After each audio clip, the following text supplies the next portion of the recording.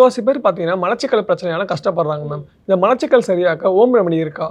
இருக்கு. ஆக்சுவலி என்னன்னா, மலச்சிக்கல்ங்கிறது முதல்ல எதனால வருதுன்னு பார்க்கணும். தண்ணி சரியா குடிக்கலையா? தண்ணி நல்லா வந்து குடிக்கணும். இல்ல நீங்க உணவுல ரொம்ப வறட்சியான ஃபுட்டா நெறைய எடுத்துக்கிறீங்களா? அப்ப அத நீங்க வந்து கரெக்ட்டா நல்ல பழங்கள், காய்கறி, கீரைகள் நெறைய வந்து நம்ம எடுத்துக்கணும். ஸோ இது இல்லாம சில பேருக்கு ஒரு சில மாத்திரைகள்லாம் எடுத்துப்பாங்க. ஒரு இரும்புச்சத்து மாத்திரைகள் வந்து எடுக்குறாங்க. இல்ல ஒரு ஹார்மோனல் மெடிசன் எடுக்குறாங்க. இல்ல ஸ்டீராய்டு வகையான மருந்துகள் எடுத்துக்கிறாங்கன்னா, அதனோட பக்க விளைவா வந்து அவங்களுக்கு மலச்சிக்கல் வரலாம். ஸோ அதனால எதனால வருதுங்கிறத பார்க்கணும்.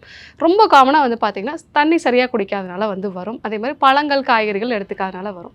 ஸோ இன்னும் பார்த்தீங்கன்னா, இந்த வயதானவர்களுக்கும் வந்து அவங்களுக்கு எல்லாமே கரெக்ட்டா எடுத்தாலும் மலச்சிக்கல் வந்து வரும்.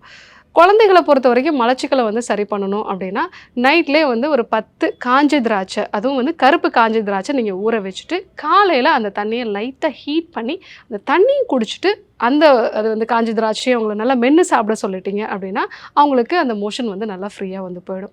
ஸோ இதுவே ஒரு நடுத்தர வயதில இருக்காங்க, அவங்களுக்கு மலச்சிக்கல் வந்து இருக்கு அப்டின்னா, ஸோ காலையில ஒரு டீஸ்பூன் அளவுக்கு சோம்பு, அது கூட ஒரு 2 டம்ளர் தண்ணி விட்டு நல்லா கொதிக்க வச்சுட்டு, அதில ஒரு 1/4 டீஸ்பூன் அளவுக்கு இந்துப்பு, ஒரு 1/2 எலுமிச்சை சாறு. ஸோ இத வந்து நல்லா வெது வெதுப்பா காலையில வெறும் வயித்துல வந்து நீங்க குடிச்சுட்டு, ஒரு 2 நிமிஷம் வந்து நீங்க நடக்க ஆரம்பிச்சீங்கனாலே உங்களுக்கு வந்து இந்த மோஷன் வந்து ஃப்ரீயா வந்துரும்.